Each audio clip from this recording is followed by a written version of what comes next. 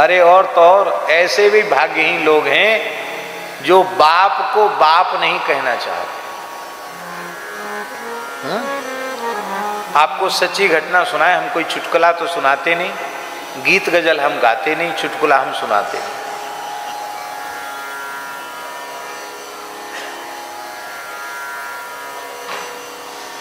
बिहार की घटना है। एक ब्राह्मण बड़े निर्धन थे, अकिंचन ब्राह्मण थे। उनके एक ही पुत्र हुआ और पत्नी की मृत्यु हो गई। तो ब्राह्मण ने पंडिताई करके ब्राह्मण वृत्ति से या ऐसा समझो भिक्षा मांगकर अपने पुत्र को पढ़ाया कि हमने गरीबी का बहुत कष्ट भोगा, हम अपने बालक को इतना पढ़ाएंगे कि वो आईएएस बने। और उन्होंने पढ़ाया अपने बच्चे को, और भगवान की कृपा, पूजा पाठ भी करते थे कि लड़का आईएएस बन जाए, आईएएस, वो कलेक्टर बन गया।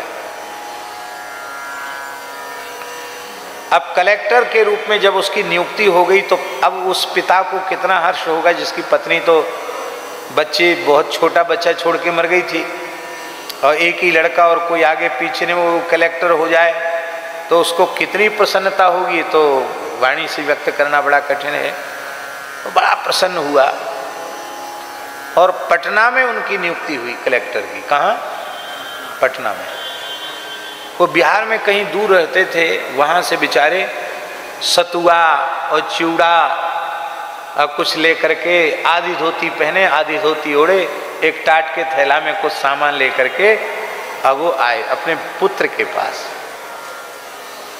इतने गरीब थे कि उनको लौट के घर जाने का किराया भी नहीं था।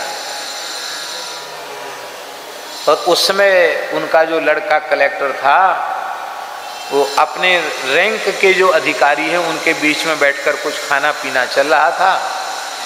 तो पिता को देख तो लिया उसने, पर देखते हुए भी अनदेखी कर दिया कि सबके बीच में मुझे प्रणाम करना पड़ेगा, इनकी तो फटी धोती है, फटी हालत है, मूड मुड़ाए भये हैं, तो हमारी जो प्रेस्टीज है, हमारी जो क्या कहते हैं उसको, प्रतिष्ठा प्रभावित हो जाएगी, इसलिए ध्यान नहीं दिया। तो पंडित जी ने चौकीदार से कहा, दरबान से कहा कि अरे भाई हमको जाने दो। बोले साहब की आज्ञा नहीं है, वो कुछ जरूरी मीटिंग में है।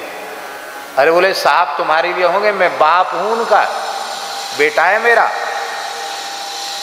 तुम्हारे लिए साहब है, मेरे लिए साहब थोड़ी है।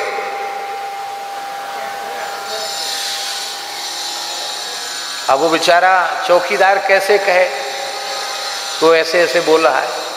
उसने कहा महाराज पंडित जी बड़े नाराज हो रहे हैं, आप कहें तो मैं बुला लाऊं। हाँ ठीक, बुला ला। आई आई आई, प्रणाम भी किया, कुर्सी दी। तो उनके जो रैंक के अधिकारी थे उन्होंने पूछा कि पंडित जी का परिचय।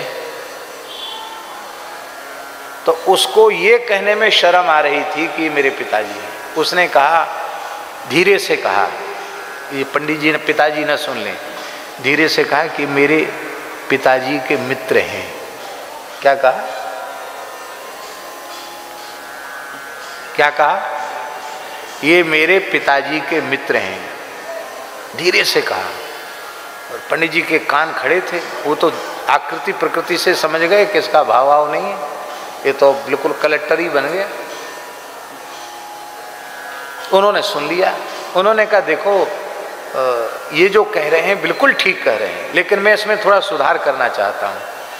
मैं इसके पिताजी का मित्र नहीं था, मैं इसकी माताजी का मित्र था।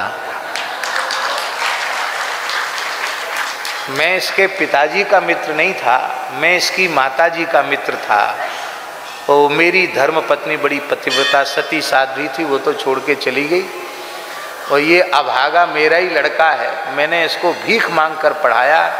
अब इतना बड़ा कलेक्टर हो गया कि इसको बाप को बाप कहने में शर्म आ रही है। बाप को अपनी पिताजी का मित्र बता रहा, पिताजी को पिताजी का मित्र बता रहा है। तो बोले मैं पिता हूँ, शाप तो तुम्हें दूंगा नहीं क्योंकि मैंने भीख मांग कर पढ़ाया है, लेकिन जिस मार्ग पर तुम चल रहे हो वो ठीक नहीं है, और मैंने अपना कर्तव्य पूर्ण किया, अब मैं जा रहा हूँ। फिर तो पिताजी पिताजी पिताजी, फिर देखा नहीं। पटना से पैदल चलकर वह अयोध्या आ गए और तपसी जी की छावनी में विरक्त वेश ले लिया और जीवन भर भजन करके अंतिम उन्होंने अपना सुधारा। तो पंडित जी हमारे सुदामा कुटी के बड़े पुजारी जी के मित्र थे, पुजारी श्री रामचंद्र दास जी। ये सत्य घटना।